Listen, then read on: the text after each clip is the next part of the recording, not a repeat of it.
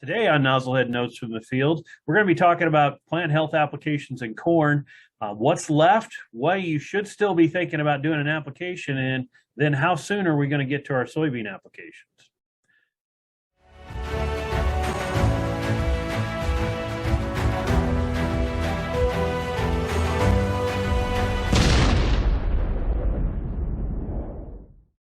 All right, Jared, welcome back. Good to see you again here. It's been a couple of weeks. It gets a little busy this time of year, so we don't always get these out as often as we'd like, but let's talk a little bit about plant health.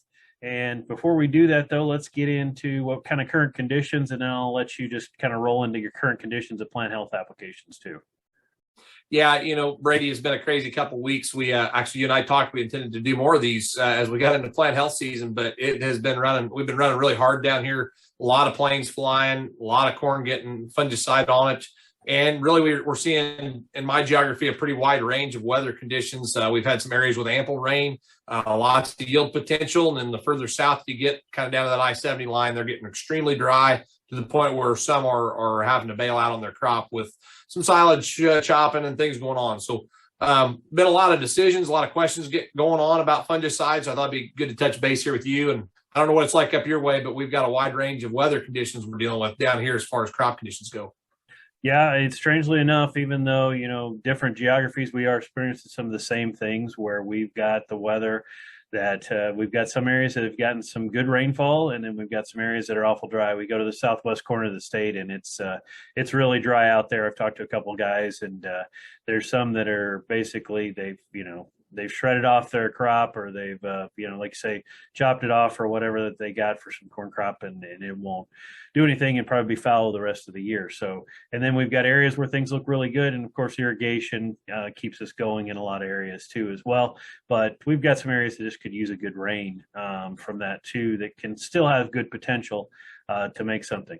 Plant health wise, we've been rolling with the corn fungicides here pretty heavy last week, and another good week this week too as well. So we're seeing things progress along the lines there, and I don't know, I think probably pretty similar to you, that 40 to 60% is where we're at. Got a chunk of stuff done. Still, we got some stuff to go. Some guys have waited a little later, those type of things. So yeah, all over the board. Yeah, and one of the things, I guess I keep getting asked a lot is, what's your disease progression like? And, we really haven't seen a lot of disease down here. I was talking to our counterparts in Iowa, and, they're starting to see tar spots show up. Obviously a hot button topic, but we really haven't seen a lot of that development yet, even in areas where we had tar spot last year. We're seeing a little bit of gray leaf spot where we've had some rain, but overall, we had a pretty dry stretch here. And I think that's, at least in my opinion, throwing a little bit of folks off on when they should apply a fungicide, or even if they should apply a fungicide. And so I believe we've covered a lot of acres, but we've got a lot more to go, because there's a lot of value in a fungicide, even though we haven't seen these diseases develop.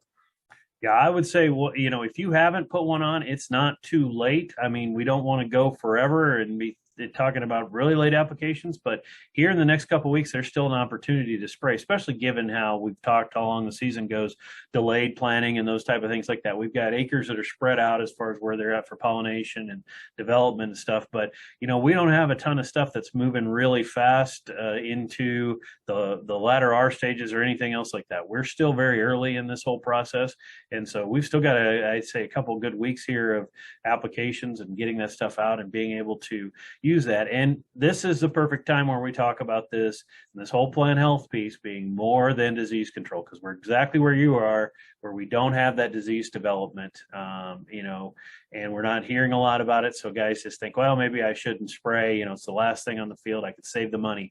But I tell you what, the guys who've sprayed in dry conditions, wet conditions, disease, heavy disease pressure, no disease pressure, those guys who do it year in and year out, those are the guys that see the benefit from this. Yeah, and I think that is somewhat unique to our fungicide portfolio because of that headline molecule. We do get that unique plant health benefit. It's not the same as everybody. You can't grab any fungicide off the shelf and get these same results. But that's why I do believe ours have the consistency. And if anybody out there wants to discuss with us, we love talking about the plant health benefits in the lack of disease situations. And that is showing that we're doing more than just disease protection with the BASF plant health portfolio of Veltima, Revitec, Headline, Amp, Preaxor. So I guess my key driver there, and I want to talk a little bit about this, Brady, is don't miss the key timing window. I think in our last podcast, we talked about being on the front edge, not getting caught on your heels and being very proactive.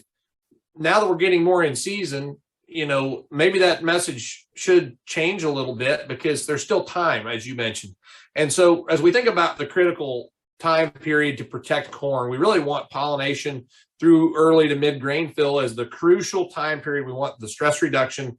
And, that's really when the plant defenses start to slow down. They're more susceptible to disease if you would be in that environment. So last time we talked, that proactive approach, we're using the residuals to protect that pocket or that timing. We're still in that timing now. We're just a little further into it. But in most cases, we go from full tassel to that kind of R2, R3 timeframe in, a matter of 2.5 weeks in a lot of cases. So it's not like it's a 3-day flash in the pan. We do have a little window here. And so, maybe your tassels have been out for a little while. You probably still got a good opportunity to get some return on fungicides yet, even though maybe you're just now hearing this message that, hey, it's good to have a fungicide on because that crucial timing is still here. Yeah, we talk about the yield curve piece of this and everything is that we still, like you said, the peak of it when we want to be there ideally is that tassel to R1 type time frame. That's the best time we get our biggest bang for the buck. But the thing is, does not just like have straight sides on it, right? It's a curve. And so there's still benefits to be had. Given commodity prices, I find there's still quite a ways where we're going to see benefits from that type of thing like that with this. And so I think, you can't, that's a great point is that, okay, maybe we did not hit the exact timing we like to be at, but boy, we can still see a benefit from this.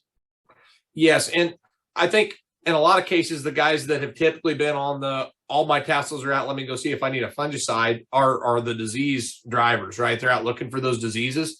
And this year, at least in my geography, and I think you've got pockets of it, we're not seeing a lot of disease. So for those folks, I still want to hit this same time frame because that doesn't mean disease won't develop. If we start catching rains, I know in areas where I've got ample potential because we've got good soil moisture, but we don't have the disease development, I can still get disease that impacts my crop in a week and a half to 2 weeks. Now I'm going to be really if I wait that long, I'm going to be really wondering whether I got the most bang for my buck out of the fungicide. Whereas I could put it on today, I get the plant health benefits, and I use the residuals of these fungicides to protect all the way through the rest of that grain fill period. So that's why, even though you may not have the disease today, you may be out looking and saying, oh, it's been dry. Utilize that timing window properly, and you'll still get a lot of ROI. And that's why that bell curve's real. It peaks out around that R1, and it's actually fairly flat. Because of the commodity prices, it flattens out a little more. Those edges become more valuable. Right. And so I think there's still a lot of opportunity here. Well, and not that there hasn't been a lot of development in the South, but we've both experienced southern rust, and we both know that southern rust can be a problem, not in wet, cool conditions, hot, dry conditions when we start to get the winds. And so I'm still not ruling that out that we couldn't see, like you say, a mid-August development of some southern rust start to creep in. And then guys start worrying about things like late season disease and sandability and those type of things. If we've got that fungicide down already, then we've got the protection for that. And we don't have to stress about that late season disease coming in because we talk about the thing with our Revasol products, with the Veltima, the Revitec, that we get the lengthened residual. But even our headline amp performs very well in southern rust situations. So I think all in all, there's still an opportunity, there's still a value, and there's still a benefit for putting out a corn application here. Even at this point, if you haven't planned it, there's still the opportunity to get it done. I totally agree. And even I personally don't think our geography is going to see southern rust, moving over toward the east here. We're progressing far enough along, but I think where you're at, you've definitely probably got more risk than me. But diseases aside, we're just not seeing the development because of the dryness. If we start catching rains, we could. I think just to kind of drive the point home right now, and especially with the BASF fungicide, why I am passionate about this, we've got an edge over a lot of our competitive products because of this plant health that doesn't have anything to do with disease. So right now, if you're in a little bit of a drouthy situation, let's talk about, Brady, what these BASF fungicides do that's different than these competitive products as far as what we're doing in the plant. Right. Well, we talk about stress reduction, right? That's one of the big things that we do. And so we handle that. Whenever you get stress within the plant, you start to create, oxidative stress, and things start to get really tough on the ability of the plant to function normally. And so you have things like nighttime respiration with these warm temps that we're getting, and the plant's working at night and starts to cannibalize itself because it's basically keeping the air conditioning on at the time. we regulate that and get the air conditioning working a little bit more normal than just completely wide open or completely closed all the time. So we get to the plant's able to maybe catch up with itself a little bit because it's not having to try to compensate so much. So if we can reduce that stress, and then, other things like we can better utilize nitrogen fertilizers, those type of things, is what's out there. Those things are the important plant health pieces. Yes, our disease controls our center pillar, but we have the stress reduction and the growth efficiency things that are big of that. Cooler canopy temperatures have been recorded many times in our trials when we do these things. And so all this thing comes together to really give us the plant health piece. And that's why we talk plant health applications. You don't hear us say fungicides as much, is because this is plant health. This isn't just disease control. Yeah, and I think one of the things there that you said that's really crucial that I want to highlight because of the weather we're in is that temperature coolness and actually our water use efficiencies to some extent. We've seen areas of fields, whether it's corn or soybeans, that are applied with a BASF fungicide that hold on 2 or 3 more days longer, holding those leaves out from rolling up if you're corn, or how beans get droopy. I've seen it to the row in Missouri where we get those kind of droughty conditions this time of year, and buying 2 or 3 more days to that next rain is a huge driver in yield. And we've typically seen really nice responses from these fungicides. And guys look back at us and go, man, I wish I'd have sprayed more acres in those years, because while I can't save you from a true drought, if I can buy 2 or 3 more days to your next rain, that may be all it takes. And so we've seen anecdotal time after time. We can repeat this in the greenhouse. And a lot of it comes down to not every chemistry works the same. And anybody that's heard me talk on my summer meetings is, we think about herbicides, right? Are all the HPPDs the same? No, each one acts a little different. The fungicide world's really not that much different. Our active ingredients that BASF chooses to put in our products are the premier brands that do very unique pieces here toward plant health and disease control to provide that full package. And that's really why I think we're consistent in our performance and we're a standout when it comes to why you should be putting a fungicide on. And hopefully, with tongue in cheek here with supply constraints, if you can find it, you're putting ours on first. Right, exactly. And we won't replace water, but we certainly can help manage it. And that's think you brought that up. That's a great point. And hey, we've got areas that we know that the corn's not coming back. It's white. It's done. That's it. That's fine. We're not going to fix that. We're not going to plant material green again or turn it green again. But what we can do is we can help what's there, manage what we've got. And we know this is a time where we don't want stress when we're trying to have pollination and reproduction within those corn plants. So we've hit corn pretty heavy. So one more quick thing there, Brady, because I do want to call it out. South of 70, where I got guys chopping silages, we're burned up and dry. There's going to be places this year that we're not going to spray fungicides. That corn's not going to make it because it's already dying. It's not even unrolling in the mornings. And those are situations. You're not going to hear this from me very often, but when we're in dire straits, so fungicides, like you said, won't save it. So if you're unrolling, if your corn's unrolling in the mornings, that's when I still have potential, in my opinion, and I can still hit them in the mornings. Don't be spraying corn that looks like pineapples in the afternoon. You're not going to be very happy with it. And if you never unroll, those are where you need to have those evaluations with your retailer and your BASF representative to talk about whether that situation's right or not. And I want to bring that up because there are going to be some lines this year where guys are going to make some tough decisions. And down south of 70, if you guys are listening to this, you're probably doing some of those evaluations. But outside of that, you guys, there's a lot of crop out here for a fungicide. And I guess I just kind of wanted to clear that up here before we moved on from corn. But thank you for that quick moment. Oh, no. Good points. So the last piece we got here as we kind of get towards the end is let's talk briefly about soybeans and what we're looking at for timing for that. So yeah, so over here we've had some early planted soybeans that are getting some applications. A vast majority of my soybeans that were planted, late May, they're not quite there yet. I think we're probably anywhere from 7 to 20 days out, depending on where you planted and your maturity, right? But the early planted beans, we're really looking for that R3 timing is kind of the sweet spot, talking about that bell curve for the best return. R3 is when you got a baby pod, basically as soon as you can see a visual pod in the top 4 nodes. So that means when you go and with beans, you got to walk in the canopy. You can't look for the corn tassels, like we can with corn. You got to go out there, peel it open and look. If you start counting down from the top of the plant, start looking at those newest leaves going down that main stem. Once you start to see those baby pods in the upper part of the canopy, that's when we're starting to get close. You can go ahead of that, but remember, our soybeans are indeterminate in growth. And so they continue to put leaves on as they reproduce, unlike the South where they've got ones that go through their life cycle and then they flower, right?